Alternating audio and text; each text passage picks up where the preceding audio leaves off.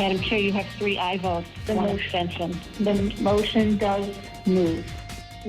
Now at 6, vote certified victory for Joe Biden. The eyes of the nation on Michigan as the State Board of Canvassers approved our election results. And while the board debated and heard from the public, dueling protests took over the Capitol grounds in Lansing. We think that Donald Trump won. We think that there were shenanigans and games. The reality is the voters decided this election is over. It wasn't even close.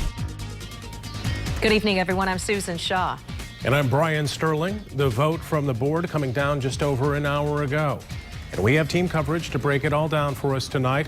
John Dommel in Lansing, where those protests took place today, and our political reporter, Rick Alvin, standing by with his analysis. But we'll begin with Lindsay McComal at the live desk with everything that unfolded today. Lindsay?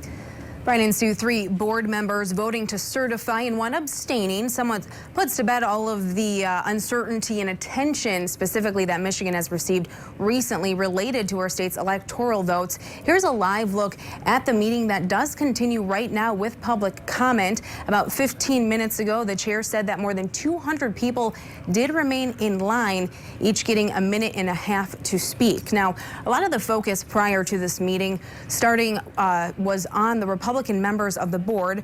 Norm Schinkel, who was that abstention vote, he wanted to review the Wayne County canvass, which was a much different marathon meeting last week that we saw play out that first ended in a 2-2 draw. Then the 2 Republican members reversed their vote to certify and later wanted to rescind that action. The other Republican on the State Board of Canvassers, Vice Chair Aaron Van Langveld, made it very clear that he was focused on the law pertaining to the State Board of Canvassers and what it can and cannot do. Here's a back and forth that he had with John James's attorney showing that. There's nothing in the law giving me authority to request an audit as part of this certification process, correct? Nothing expressly gives you that authority, and nothing expressly says you can't do it. I would respectfully suggest that if you take the rubber stamp approach, that you're not allowed to have any discretion, that makes your job meaningless. Now, fast forward about 2 hours from that moment, and the Vice Chair Van Langveld solidified his disagreement with those who were arguing against certification today. The attorney that you heard from just there is representing John James, and as we know, the Senate candidate has yet to concede to Gary Peters. He also had requested that the canvassers wait to certify today. That's one thing that the Secretary of State, Jocelyn Benson, has continued to reiterate, that certification is necessary in order to do an audit and potentially a recount if requested. She put out a statement on Twitter right after that vote to certify, saying in part, democracy has prevailed. Now we turn the important work of implementing a statewide risk limiting audit and local procedural audits to affirm the integrity of the vote and identify areas for improvement. We will continue working with lawmakers to strengthen our elections even more in the months ahead. The Trump campaign also responding right after the vote, saying, quote, certification by state officials is simply a procedural step. We are going to continue combating election fraud around the country as we fight to count all the legal votes. Americans must be assured that the final results are fair and legitimate. We will continue to monitor that meeting and bring you the very latest in terms of reaction at woodtv.com. Back to you.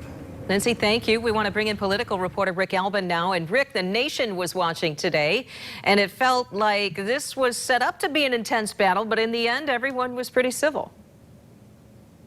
Yeah, I think there was a lot of hyperbole that was surrounding the whole idea of a process that most people until the last few weeks are blissfully ignorant of. And the fact of the matter is you had a lot of passion. You had people on the right who fervently believed that there was something wrong, that there was some wrongdoing in the election. People on the left that fervently believed that the White House is trying to interfere with the election. At the end of the day, though, what we heard was people with a lot of passion, but they were, for the most part, pretty respectful. Certainly the canvassers were. The canvassers, at the end of the day, certified the election, which is what I expected the outcome to be. I'm not sure I expected that abstention, but at the end of the day, the votes are certified. That's a big step forward because now, as the Secretary of State said, if you want to do some challenges, if you want to call for a recount or have an audit, now you can do it.